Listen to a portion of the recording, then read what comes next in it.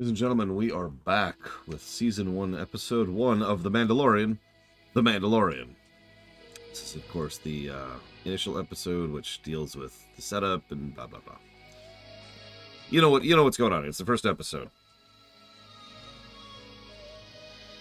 This is the reveal. I actually kind of wish this wasn't spoiled for me, but it's essentially impossible for it not to be. Right? Like it was essentially impossible to avoid the cultural osmosis on Baby Yoda. Like they haven't even given out his name yet, and I'm just like, yep, yeah, no, that's him. Yeah, it was a sled. It was a sled. What's funny is I believe, there's only two things. There's specifically two things that I was spoiled about the Mandalorian, and that was one of them, Baby Yoda. I literally, my brother-in-law, it's actually over there. It's packed right now, but my brother-in-law actually got me a mug with Baby Yoda on it. Like,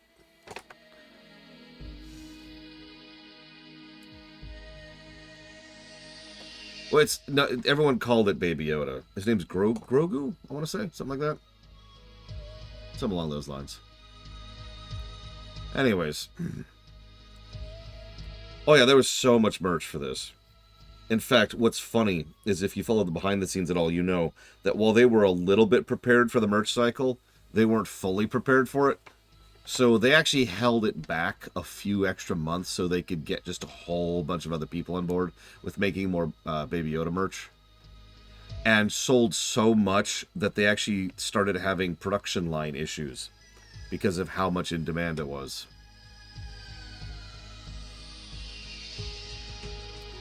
Anyways, Mandalorian. So,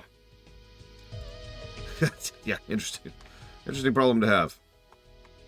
So, we start off. There's a couple of thugs who are trying to kill someone and steal their musk glands in order to be horrible. That's cool. There's also a nice little tidbit where the guy actually says, "You spilled my drink" to the Mandalorian, which is not true. And you just get the vibe, because the whole thing, we're staring at this, and it's like, yeah, okay. I've seen Westerns before. I've actually seen quite a few Westerns before. In fact, not a lot of people know this. How many of you have ever seen the Dollar Trilogy, or any part of the Dollar Trilogy? I swear I'm going somewhere with this.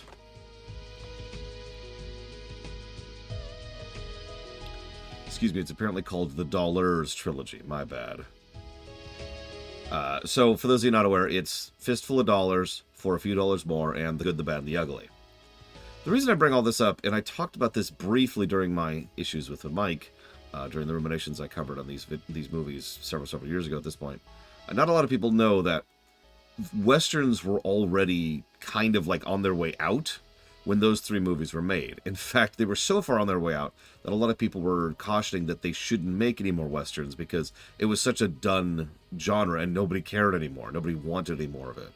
And then the Dollars Trilogy came out by an Italian guy giving term to the very concept of spaghetti Western, or at the very least popularizing it. And all of a sudden it revitalized the whole genre of Westerns. Go figure. But the reason I bring all this up is that all the way back, and in A Fistful of Dollars, which is 1964, by the way, Western movies were already so cliched and so well known that the scene we watch here was straight out of that. That's not a complaint. As usual, we've covered two shows recently, Arcane and Andor, which are very, very, very cliched, very typical, very follows the tropes, and just very, very, very well done. That's not the issue.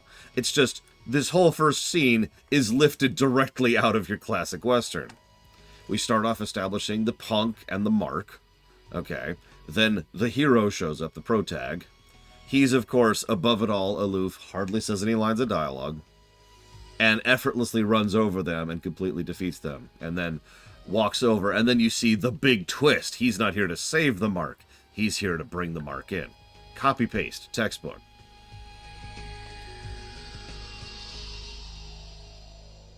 I do find myself wondering, do the doors not have safety mechanisms? Like, that door just slices the dude right in half.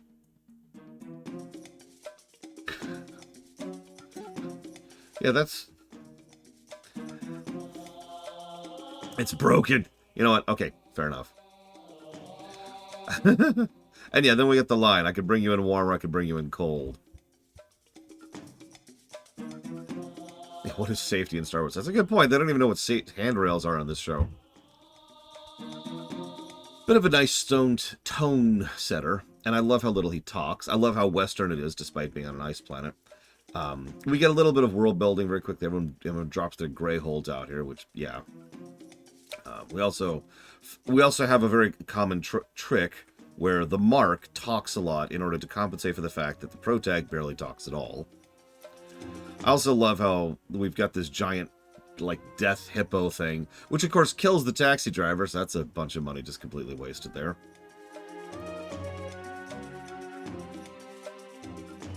Of course the guy's going to try to escape. Of course he's then immediately overrun by Mando, and of course now he's being brought in cold. His call, you know. Of course, the Mandalorian has a carbonite thing in his freaking ship. I can't complain. It's better than having the gauntlets, am I right? 3 people are going to get that reference. So then we get to Mos Eisley, but less lively, and we see Carl Weathers, which I admit I was happy to see. Mando refuses Imperial credits. At first glance, I was like, okay.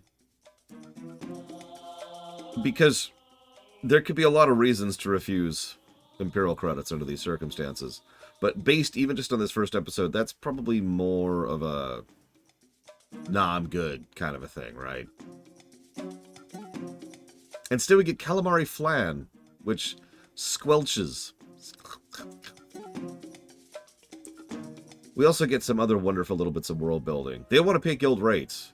They don't mind if it gets sloppy. How many people do you know who are more than willing to pay less for worse quality because they don't care? And yeah, the fact that we lost Carl Weathers really sucks, but nothing else I can add to that. Yeah, sure, the Imperial credits spend. Where? Dude needs to get fuel after all.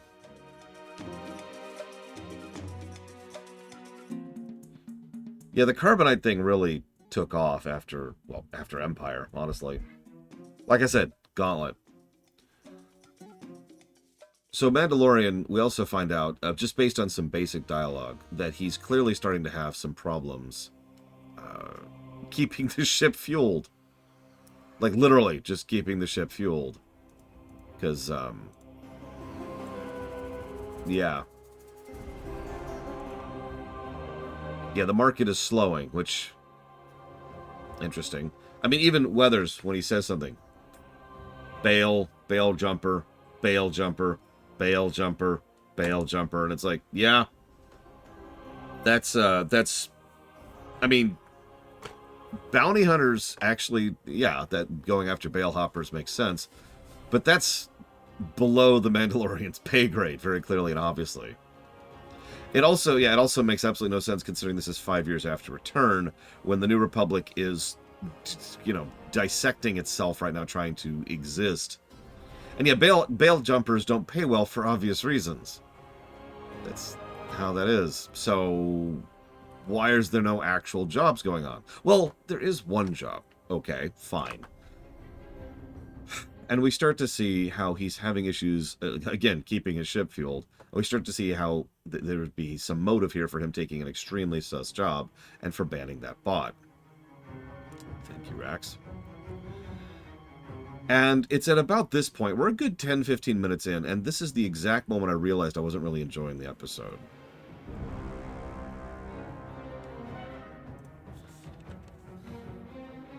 I'll come back to that. Because it was something I chewed on for almost the entire episode. Bring the bot in, always cold. So they have this moment where they reveal the stormtroopers, which feels like it should be a moment. It feels like it should have been a kind of a thing, but it isn't. It's just there. And I structurally I could point to why. It's because they have the little tidbit about the Imperial credits, but Imperial credits don't sell. Okay, for real, let's cut the theatrics. All I have is Imperial credits and, like, a little bit of other currency. So all he's dealing is an Imperial currency, and then we get the reveal that they're stormtroopers, and that happens just a minute or two later, and it's like, okay. the pacing is off, and the setup and payoff pattern isn't quite at the level it needs to be. I'll talk more about that in a minute. Stormtroopers, very run down, very dusty.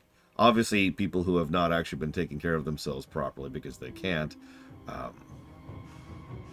We see the guy from the trailer.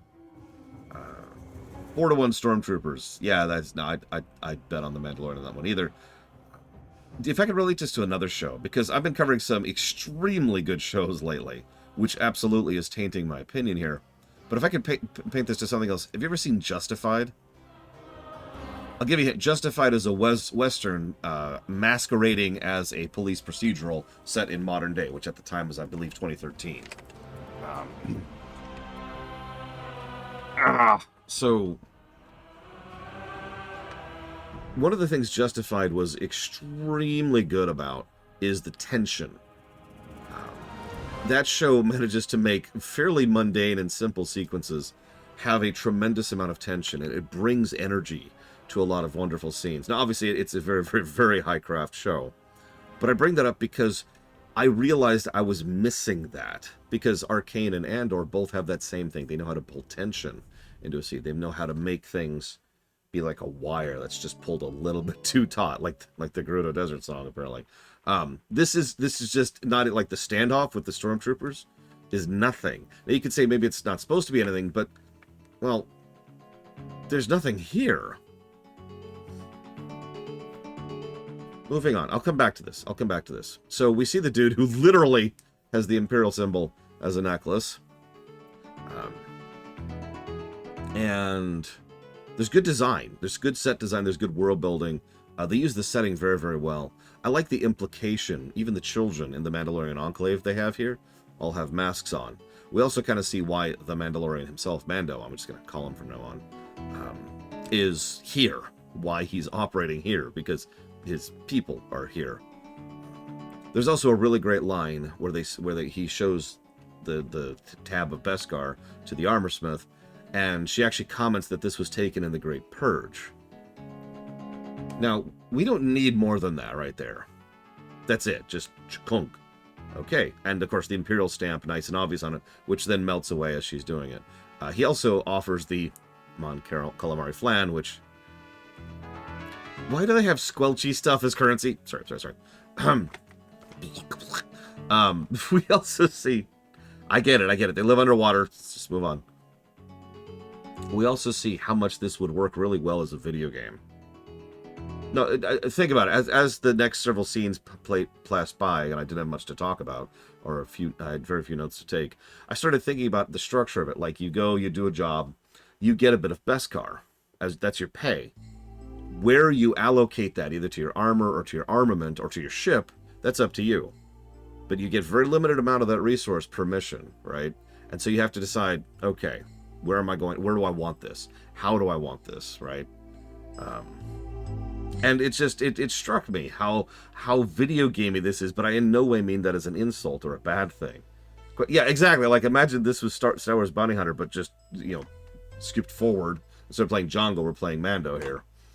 I'm with it. I'm actually with it. I feel like that would be a really good format. It's one of the reasons why I'm still interested in Outlaw, despite the fact that every person who's played a review copy has said it's garbage. Outlaw's going to be so bad, isn't it? Anyways. Like, the concept interests me. So, we have this scene where we have a flashback, and it's not good. I'm sorry. This is probably the first scene I can point to that's actively just not there. There's no power in the scene. There's a bunch of explosions and a bunch of flash cuts, and there's a bunch of shots of kids, which you get it, but they show too much without showing enough. If you're going to do a scene like this, you need to go in one of two directions. You need to go full hog and show the horror, or pull back and not show nearly as much so that the horror is implied. They do neither. What we see is generic explosions going off and completely fine actors just looking at, like, oh my god, and reacting to random shots in the background. It's not good. it just doesn't impact in the way it should. Quite the contrary. The tidbit where the armor smith makes an offhanded comment about how this will sponsor plenty of foundlings, that does more than this flashback does. And yeah, I was a foundling. I know. That's quite literally, as you know, which is being presented to the audience. So I get the impression, I get the implication, but a little bit of an editing pass would have made this work better than it already does. I also like to complain about something else. I didn't come here to bash Mandalorian, by the way, I swear. It's just me being honest. If you didn't want me being honest, you shouldn't have paid me to watch this show. They use hand cam for most of the shots. Now, I don't know if that's something that volume requires. In fact, it would make sense if it doesn't. But or if it's an artistic choice, or maybe it's not even hand cam. Maybe it's just an effect they're putting on after the fact. But I hate it. For those of you not aware, hand cam is sort of exactly what it sounds like. It's when you've got the camera, and there's a person just holding the camera like this. And what that means is that it's not full shaky cam. Well, I mean, it is shaky cam. It's a less severe version of shaky cam. Because shaky cam is this, right? Oh my god. But hand cam, it's still wobbling. There's a little bit of a wobble. It's something I've seen some people do on purpose as an artistic choice to try and make it look like you are actually looking through it. Yeah, Obi-Wan. Yeah, that's a good example of shaky cam. But yeah, no, it's not.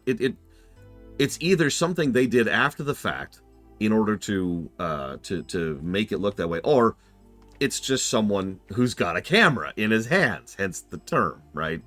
And it's just this kind of vague, wobbly thing. I hate it when video games do this, especially because video games like to do this, and it drives me bonkers because all it does is constantly pull me out of the scene. And if I might be so bold, it also makes me just a little bit nauseous as I'm watching. Like, yeah, okay, why are you doing this way?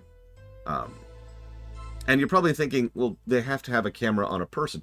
Would you believe we actually have the technology, and have had the technology for decades, to have someone holding a camera and yet have it still be static? It's actually a fascinating device. There's several different ways to do it, but the one I'm picturing in my head right now is you're actually holding on to this framework, which itself is holding the camera, and the framework is kind of a what do you call it? Like a balancing system, a gyro system. And so the actual camera stays static, right? And it's just level. And so even as you're adjusting a little bit, because you're a human being, you can't be fully static, the shot is static. And there's, like I said, there's actually several ways to do exactly this. Like, this is not new technology. We've been able to do this since the prequel trilogy era, for God's sakes.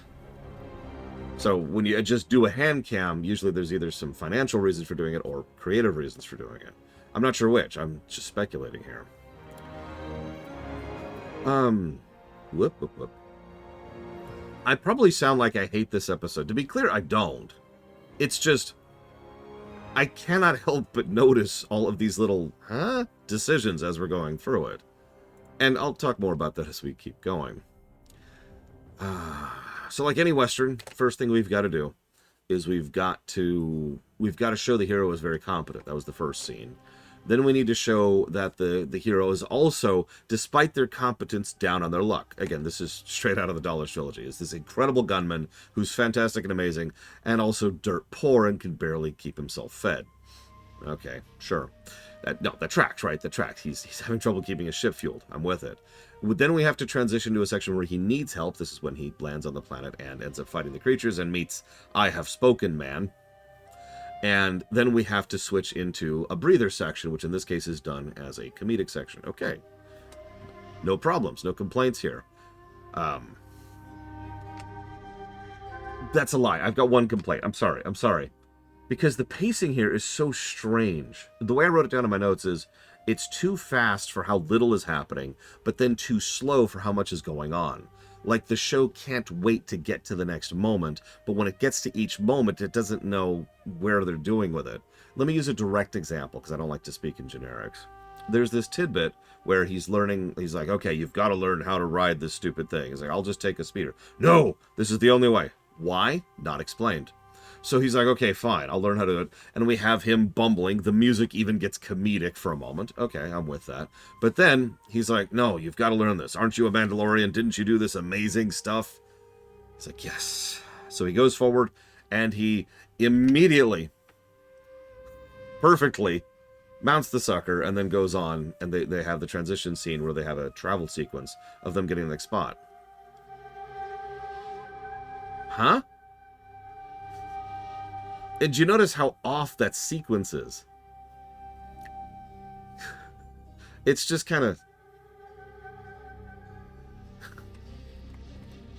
There's also... I had to continue to complain, but yeah, there's nothing that indicates you couldn't use a speeder here. Also, there's a very clear and obvious path that they could have taken. He came over here, up through the cliffside, but there's actually a frickin' road down there. It's where IG comes from, for example. So then we find a little bit of his motive. Now, this is an interesting tidbit.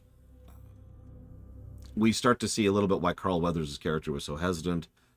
There's been a constant stream of bounty hunters trying to take these people out. Based on what we see and what's coming after this, I actually have this weird theory, which is probably going to be proven wrong, that these Niktos didn't even know what they had in Baby Yoda. Because if you notice, they've got a whole stronghold here. This looks like a pirate camp, for lack of a better way to put it, right? Like, this looks like them setting up a new outpost. And they've got tons of loot there that isn't Baby Yoda. And they've got a freaking heavy repeater on a hover skiff nearby. This is them holing up. So it makes sense that this is why the guy's helping him take it out. He probably does. Like, this whole time I'm wondering, why is this guy helping him go after Baby? Because we all know it's Baby Yoda. And it's like, okay, it's because he wants the pirate gang gone. That makes sense. Yeah, no, it's the video game parallels continue. This is your first dungeon. There's a pirate camp right there. They've got this whole thing set up, and this guy's helping you out because he wants them gone. Okay. They've also got a lot of guys there, too, while we're on the subject. And there are multiple bounties out for these people, and multiple people coming to get them, which is why he's helped a constant stream, his words, not mine, of people to try and assist with this situation. Okay, I'm actually with pretty much all of that. And then the IG unit shows up. And at this exact moment in time, I finally started liking the episode. I'm not actually joking. First of all, I have to give special praise to them actually showing what an IG unit can do in combat. Because there's a reason these things used to have a rep, right? The assassin droids. Like, I love the rotating... I don't know what to call it. Like, the nature of how so many different parts of its body can rotate independent of each other to just give it tremendous maneuverability. And that. But like, in addition to just kind of being cool and actually being a very good action sequence, there's also the fact that, weirdly, the dialogue is suddenly very good. And it probably helps that this is actually a fairly large amount of dialogue. In fact, this is the largest chunk of lines that Mando has said the whole episode as he's talking to the IG. I didn't catch the number. I don't even know if they said the number, so I'm just going to keep calling it the IG. And it's like, okay. And they have weirdly good banter with each other. Like, there's a pretty good, not quite buddy cop, IG-11 apparently. There's a not quite buddy cop dialogue back and forth going between them that really helps sell the sequence. Do not self-destruct. Do not self-destruct. Stop it. Stop it. Well, you know, honestly, I don't know, Rax, because, yeah, it's wild, because, the dialogue just suddenly starts popping. I don't know what else to add to this. It's just weird. It's even properly, like I said, it's a properly good shootout. We have two extremely high-tier people, relatively speaking. And yet they're kind of struggling against these guys because the pirates just have that much more in terms of numbers. They even still take a hit on their way out. I don't know, just food for thought. Either way, they successfully managed to distract the heavy repeater, take out the heavy repeater, and then use it to absolutely gun down most of the rest of the guys. Okay. Now we just need to get the door open. And they just both of them just turn to look at the heavy repeater for a second and just walk in. Like, I love it, right? It's so it's silly, because the reason I love it is because it's cheesy, but it's some good cheese, right? But yeah, so this is when the big reveal happens. I wanted to talk about this briefly as well. There's a section where, okay, so when this episode first came out, they actually didn't allow advanced screenings of the episode. Now, that's extremely unusual, especially for a show that's kind of launching Disney Plus. This was back in 2019 at this point, and one of the earlier of the Star Wars showverse, or whatever you want to call that, the transition into television that they did, and are arguably still doing, since we just had Acolyte just came out. So you could kind of feel that they really wanted this to go very, very well. And yeah, the trailers were specifically edited. The promos were very specifically typed. They actually did something that I'm shocked by, because I've complained for years that people do the exact opposite. Like, most people couldn't wait to be like, and it's Baby Yoda. Like, I guarantee you that what some executive or some executives somewhere wanted was a trailer where it's like, and there's Baby Yoda, right? Just right there. But yeah, so they didn't have advanced screenings, and a lot of people said that was a bad sign. In fact, if you remember, I did too, because I heard about that back in 2019. Generally speaking, if we're not giving you a promo code for our game or our show or a movie, that means we don't really have any faith in it. We don't want you to tell everyone how bad it is, so we want to get as many of those day one sales as possible. Like, that's a fairly standard pattern when it comes to this kind of a thing. In this case, it was actually the exact opposite. They had tremendous faith in the property, and they just really wanted to keep this particular thing on a lid. And the fact that it only shows up in the last, 2 minutes of the episode, okay, I'm with that. And of course, the Mandalorian himself wouldn't actually condone the killing of a child, foundlings from earlier. And I love the one shot right to the IG's head. Why did the IG have a contract for termination, I wonder? He said he's with the guild. Food for thought. But yeah, this was just fascinating, and again, kind of kicked off things. And I guess now we have to review this episode, because this is a weird episode to talk about. And this is the other thing I've been building up towards this whole time, because I realized that I did overall enjoy the episode. Of course I did. It's a good episode. It just says a lot about exactly why the nature of my system tends to work the way it does. That's a little bit loud. This is something that I actually have been saying constantly throughout the course of the last week or two, as people have been upset that episodes have not been getting purple. Is that, hang on, you have to understand how high up a red is, right? So, being completely honest, yeah, I noticed that, God, what's his name? Oh, what's his name? Hang on. Give me a minute. Ah! Or just throw money at my face. I guess that's also something you can do.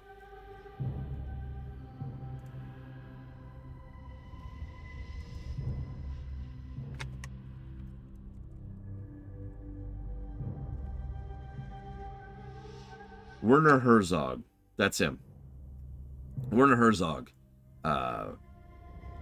He specifically mentions that he's willing to accept dead if that is exactly how it comes into being. And it's the doctor who protests, and Werner's character just shuts him down like, kunk, nope. I said this, I have spoken. I was actually thinking green until the episode started to pull me a little bit.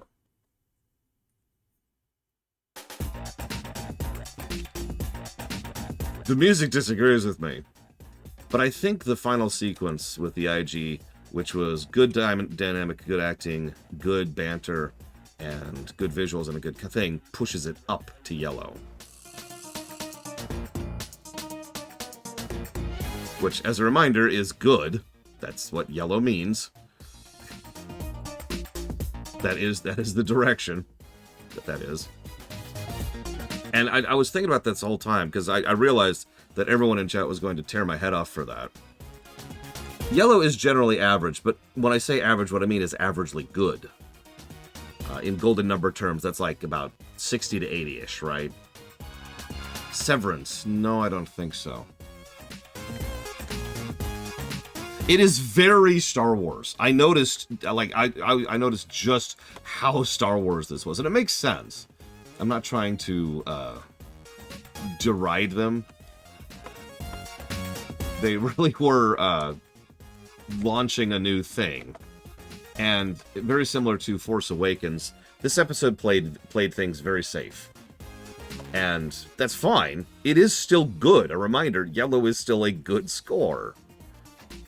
But it does see, it very, very much is trying to just kind of be, it's okay. It's okay. No.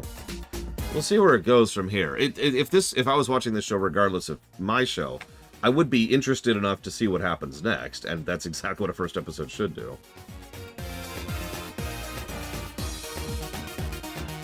Thank you, Vigilant, very, very much for your support.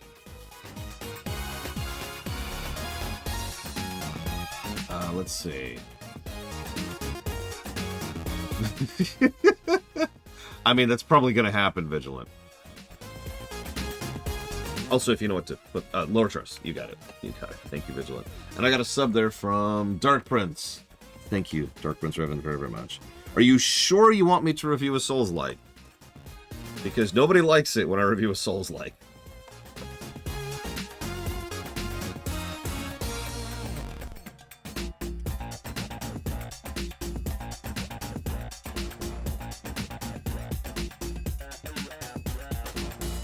I did like Code Vein. I like Jedi Fallen Order.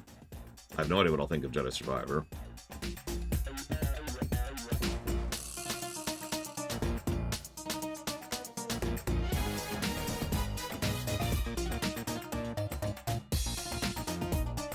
Yeah, Pedro Pascal is Chilean, I believe, isn't he?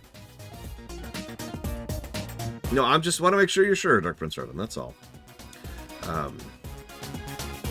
So, I'll go ahead and put that towards Lies of P. Thank you, Dark Prince Revan. Yeah, no, so some interesting stuff. I can absolutely see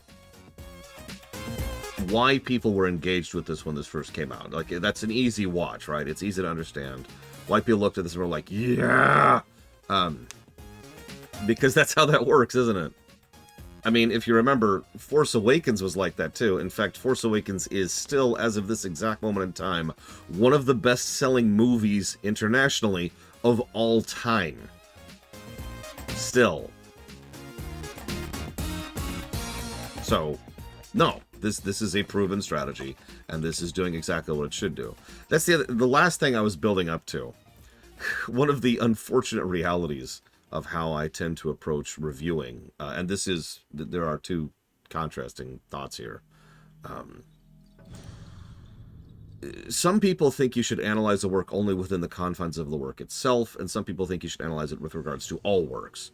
I am, of course, in the latter category myself. If, you know, when I say yellow, I mean yellow for all of television. When I give a game an 83.2 on the golden number, that's versus all games ever, right?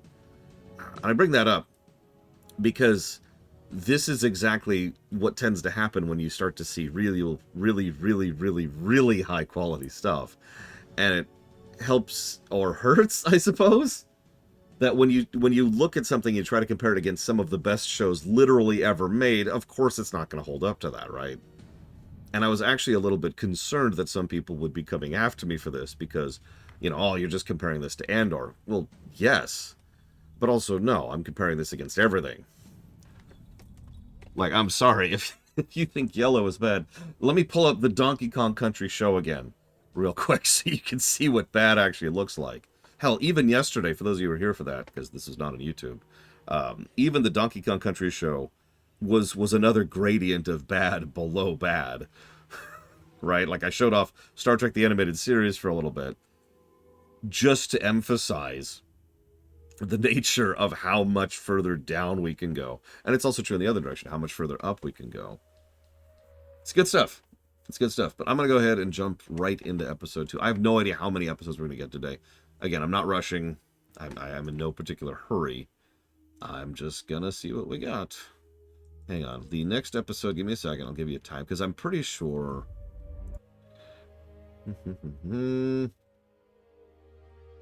It looks like we don't really have a standardized episode length.